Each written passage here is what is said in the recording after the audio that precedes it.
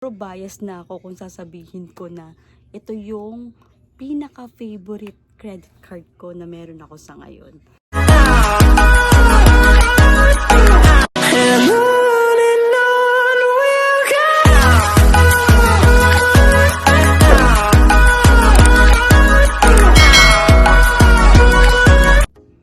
Welcome back to our YouTube channel, guys.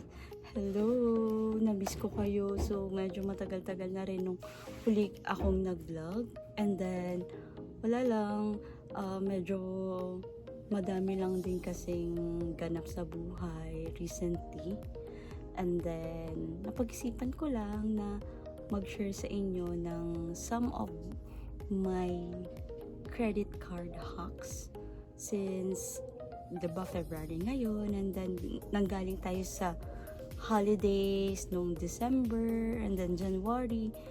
Siguro mostly sa atin medyo na-tight yung budget, yung iba medyo napadami yung gasto. So yun, I think timely naman na mag-share ako sa inyo ng some of credit card hacks na alam ko.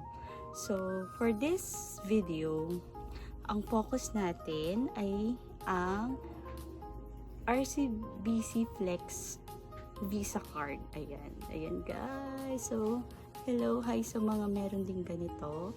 So, yun. Ito ang topic natin for this video. Ayan. So, nabanggit ko nga na RCBC Flex Card, Visa Card, ang topic natin ngayong araw. And then, siguro bias na ako kung sasabihin ko na ito yung pinaka-favorite credit card ko na meron ako sa ngayon. So, bakit? So, konting background lang. Siguro si RCBC Flex Visa Card ko ay parang kung tama yung pagkakaalala ko, siya yung ika-third na credit card na nakuha ko na na-approve sa akin. So, etong card ko na ginagamit ngayon ay no annual fee for life. So, yun. I don't know kung meron pa bang promo si RCBC ngayon for Flex na no annual fee for life. Pero nung nakuha ko to, I think, hindi ko maalala, siguro mga year 2023, I think, nakuha ko siya ng ganung year. So, ano na siya, almost 3 years ko na siyang ginagamit. And then, so yun, going back, bakit ko nasabi na favorite ko si RCBC Flex? So, yun. So, first of all, katulad nga ng sinabi ko, no annual fee for life ito. So, di ba, I think, lahat naman tayong credit card holders, yun ang pinakagusto talaga natin dahil, syempre, medyo pricey din minsan ng annual fees, ayan. So, ito, may minimum requirement lang siya that time na 20,000 minimum spend sa loob ng 60 days. If tama yung pagkakaalala ko, parang may ganun siyang requirement. So, kailangan mong mag-spend ng 20,000 after mo, within 60 days, after mong ma-activate yung card mo. So, yun ang first, no annual fee for life. And then, second na favorite feature ko ni RCBC Flex ay yung Unlipay. Ayan. So, Unlipay. Paano ko ba siya explain? Meron kasing feature si RCBC Flex na pwede kang mag-send to anyone, to someone, ng pera. Basta within your credit limit. And then, dapat hindi nakapangalan sa'yo yung account na yun. So, yun. So, pwede siyang pambayad ng tuitions, ng bills, or any na need mong bayaran. Basta, hindi sa'yo nakapangalan yung pagsisendan mo ng account. So, yun. Gets po? Bakit gustong-gusto ko siya? Kasi, usually, kapag nakakapos ako ng budget and then may kailangan pa akong bayaran, lagi kong ginagamit si Anlipay. And then, one thing na kagandahan pa ni Anlipay, syempre meron, pag ginamit natin siya, meron siyang processing fee na worth 3% nung amount na sinend mo. So yun na, do the math na lang. 3%, yeah. And then, ang kagandahan pa nun, pwede mong i-convert into installment yung amount na sinend mo without any interest for 3 months. So, paano ginagawa yun? Diba, kapag ka nag-post na yung Anlipay mo, tapos may makikita ka doon na convert to installment, click mo lang yun, and then, convert mo lang siya for 3 months. Actually, pwede pa siyang 6 months, 9 months, pero with na siya, with additional interest na siya. Kapag 6 months, 9 months. Pero kung gusto mo talaga masulit yung Anlipay mo, pwede mo siyang i-convert ng up to 3 months na yung babayaran mo lang is yung 3% na processing fee. So, for example tayo para mas madaling maintindihan. Nag-send ka ng 1,000. For example, nag-send ka ng 1,000. So, ang processing fee nun, 3% ng 1,000 is around 30 pesos. Tama ba? Correct me if I'm wrong. So, 30 pesos. So, yung 30 pesos na yun, pag nag-post si Anlipay mo sa account mo, magpo-post din si 30 pesos na processing fee.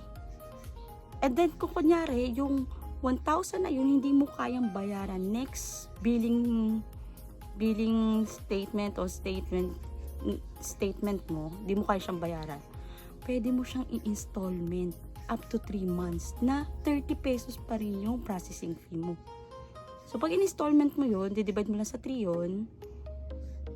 Tapos, yun ay magiging monthly mo. Divided by 3, so nasa around 300 plus lang yung magiging monthly mo sa loob ng 3 months. And then, yung processing fee mo, 30 pesos lang. Diba, napakasulit sa makakahanap dun.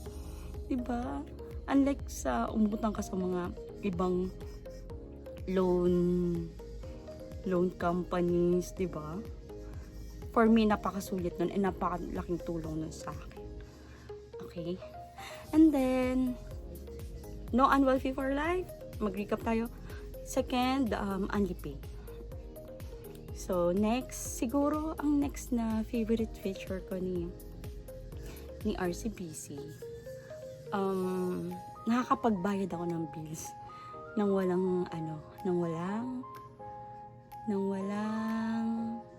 fee.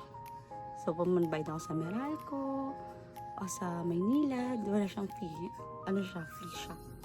Okay?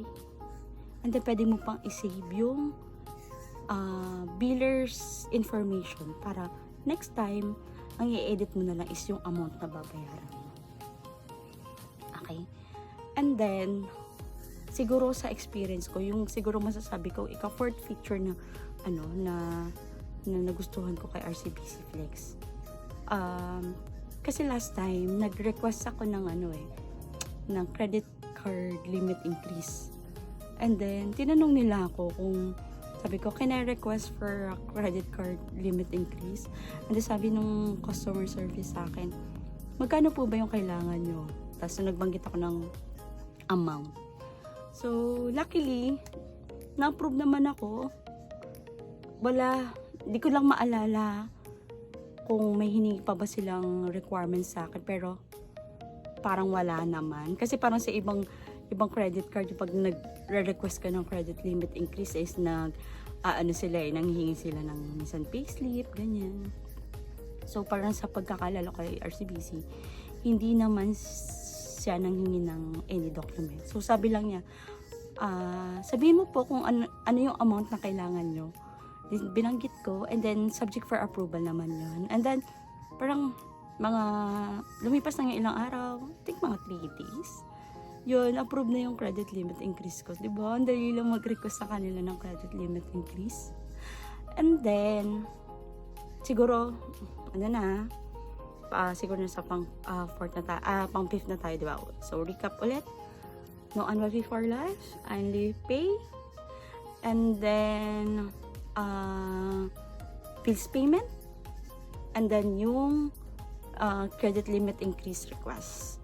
And then siguro ang pang fifth na pinakagusto ko sa RCBC talaga is kapag tumawag ka, pag tumawag ka sa customer service, hindi ka maghihintay ng matagal, unlike sa ibang customer service ng mga credit cards, ibang bank. Kay RCBC,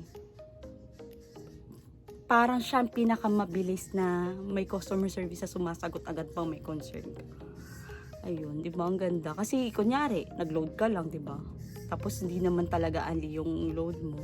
So, very madaling ma-reach out si RCBC talaga. So, yun. Ano pa ba?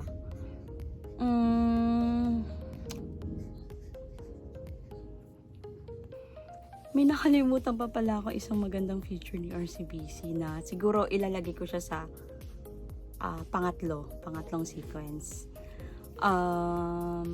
Isa rin sa kagandahan ni RCBC Flex, lahat ng transaction na pumasok sa credit card mo is pwedeng i-convert to installment maliban to sa Unlipay ha.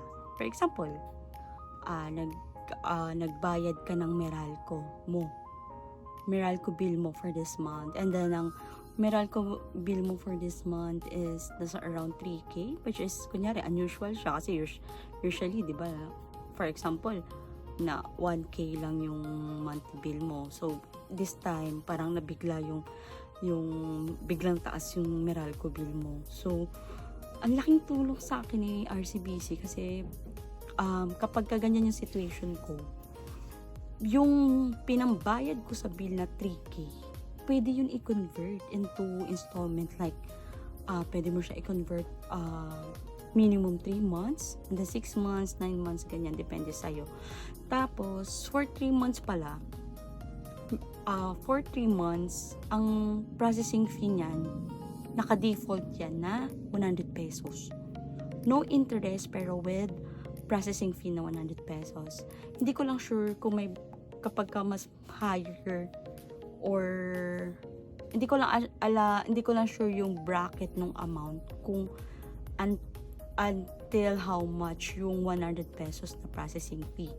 Pero sa experience ko, almost lahat ng transaction ko kapag ka kinonvert ko siya sa 3 months, 100 pesos lang yung processing fee niya, and then wala siyang interest, no interest siya. Tapos kapag ka ang sinus mo naman ay 6 months, wala na siyang processing fee, pero meron na siyang interest. So depende na lang sa'yo yun. So kapag nagko-convert ka, laruin mo na lang siya, check mo yung kung saan ka mas makakatipid ng interest and processing fee, kung sa 3 months ba or sa 6 months or sa 9 months. Basta kapag may purchases ka, pwede mong i-convert into installment yung purchases mo via Pulse Up, yung application, mobile app ni RCBC. Doable siya. Ang dali niyang explore, and then user-friendly siya. So yun guys, sa end ko, ayun yung mga favorite feature ko ni RCBC Flex. So comment down kung meron pa akong nakalimutan, or baka meron pa kayong ma-share na magandang feature ni RCBC Flex na hindi ko din nabanggit, or baka hindi ko pa alam, diba? So comment down, mag-usap tayo doon sa comment section. And then siguro another tip na lang, kasi diba, para maging no annual fee for life si RCBC, kailangan mo ng 20,000 minimum spend requirement. So sa akin, ang ginawa ko that time, kasi wala naman ako, di ko naman ako nag-grocery ng ganun kalaki, and then wala rin naman akong ipapurchase na ganun din kalaki. Ang ginawa ko, kinausap ko yung mga friends ko na may mga bills sa Meralco. Sabi ko, di ba magbabayad din naman sila this month? Sabi ko, ako na lang magbabayad ng bill nila, tapos ako na lang yung babayaran nila. So in that case na ano ko, na meet ko yung minimum requirements spend ni RCBC. Ayan. So, until now, no unwealthy for life pa rin siya. And then, syempre, ang pinaka talagang